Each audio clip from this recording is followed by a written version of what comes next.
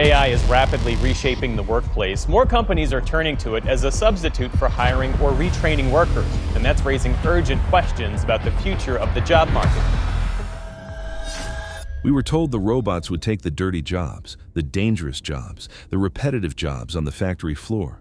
We were told to get an education, to become a knowledge worker, to climb the corporate ladder. We were told that our minds, our creativity, our white-collar skills were safe. But what if the greatest lie of the 21st century was the promise of the knowledge economy? What if the very skills you spent a lifetime acquiring, writing, coding, analyzing, advising, are the first to be rendered obsolete? There's a date on the calendar that marks the moment this lie unravels, 2032. This isn't about unemployment. This is about technological redundancy.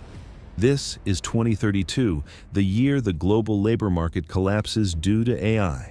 Could AI be coming for your job? Well, one venture capital firm is looking at some of the data that may help answer that question. Hiring of recent college graduates was down 25% last year at big tech companies like Meta, Microsoft, and Google. We will explore the three phases of this collapse, the economic mechanism that accelerates it, and the terrifying social twist that creates a new permanent underclass. The collapse is not a single event. It is a three-phase process that culminates in 2032. Phase 1, 2024-2027, the repetitive bloodletting. This is the era of the chatbot and the basic code generator.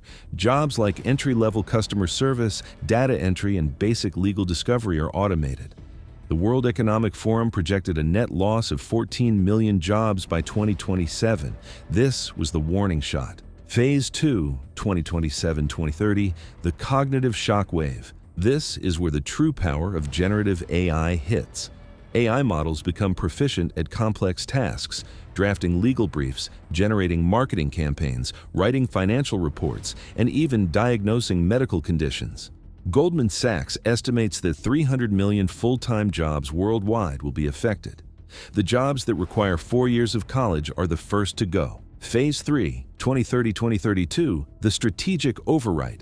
By 2032, AI achieves true strategic competence. It doesn't just write code. It designs the entire software architecture. It doesn't just draft a legal brief. It predicts the outcome of the case with 99% accuracy.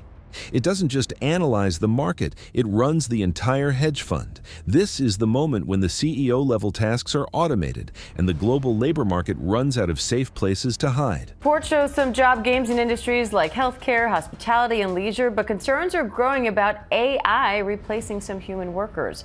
Major companies like Microsoft, Walmart, and Business Insider are laying off employees amid the rise of artificial intelligence in the workplace. The productivity paradox. AI increases productivity by 40%, but all the gains go to the capital owners, not the workers. The wage spiral. As the supply of human labor massively exceeds demand, wages for the remaining jobs plummet, creating a global deflationary spiral. The 7% tipping point. Forrester predicted 11 million U.S. jobs lost by 2032. But the real collapse happens when the displacement rate hits a critical mass, a point where the economy cannot absorb the displaced workers fast enough. The problem is not just the number of jobs lost, but the speed at which they are lost. The market cannot adapt. The education system cannot retrain 300 million people in 3 years. The result is a sudden catastrophic failure of the global economic engine. The collapse of the labor market is only the first layer. The true twist is the social and political fallout that creates a new, permanent obstacle to recovery. The useless class. The economic engine relies on a simple loop. People work, they earn income, they spend that income, which creates demand for more work. When AI removes the need for human labor, the income side of the loop breaks. The capital owners, the few who own the AI, have all the wealth, but the vast majority of the population has no income to spend. The market collapses not because of a lack of production, but because of a lack of consumption. The twist is that the AI-driven economy is a paradox. It produces infinite goods, but creates zero customers. The system starves itself. The second obstacle is the meaning crisis. Work is not just about a paycheck. It is about identity, purpose, and social structure. When entire professions, lawyers, accountants, journalists, are rendered obsolete, the psychological and social fabric of society tears. The displaced are not just unemployed, they are unnecessary.